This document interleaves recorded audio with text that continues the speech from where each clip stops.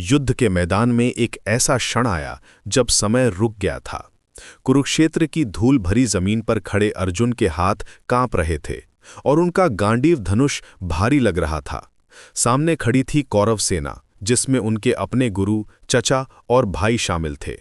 ये वो पल था जब महाभारत का सबसे महत्वपूर्ण संवाद शुरू होने वाला था। अर्जुन ने कृष्ण की तरफ देखा और कहा, हे माधव, मैं इन सबको कैसे मार सकूं? ये तो मेरे अपने लोग हैं। भीष्म पितामह ने मुझे गोद में खिलाया है, द्रोणाचार्य ने मुझे धनुर्विद्या सिखाई है। इस युद्ध में जीत का क्या फायदा अगर अपनों को खोना पड़े? उनकी आवाज में दर्द था, कन्फ्यूजन था।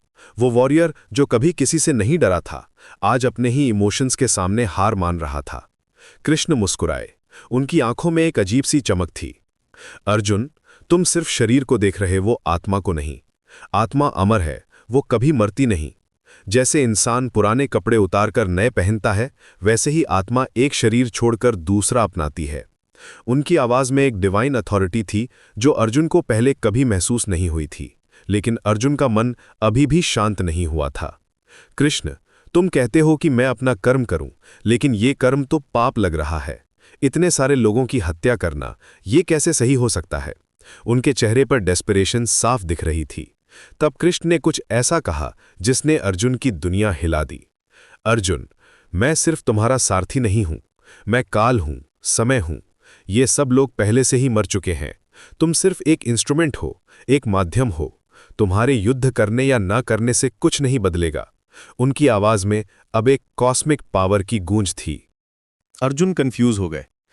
तुम क्या कह रहे हो कृष्ण? मैं समझ नहीं पा रहा। उन्होंने अपना सिर हिलाया।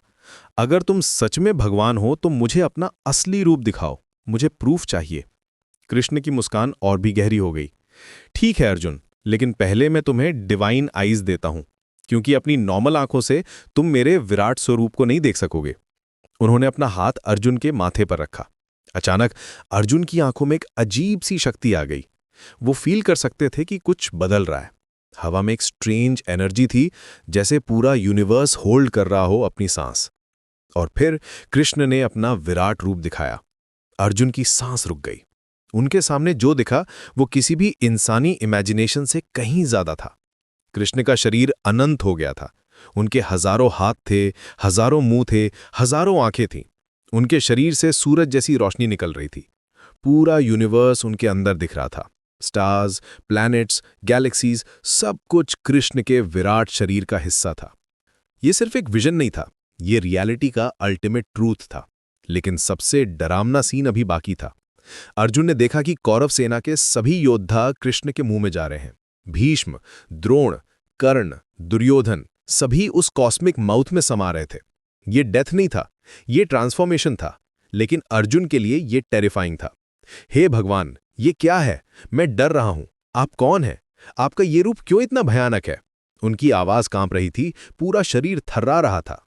कृष्ण की हजारों आवाजें एक साथ गूंजी। मैं काल हूं, महाकाल हूं, मैं सबको खाने वाला हूं। ये सभी योद्धा मेरे द्वारा पहले से ही मारे जा चुके हैं। तुम सिर्फ उठो और युद्ध करो। तुम्हें सिर्फ निमित्त बनना है। अर्जुन का दिमाग प्रोसेस नहीं कर पा रहा था जो वो देख रहे थे। उन्होंने कहा, कृष्ण, प्लीज अपना नॉर्मल रूप ले लो।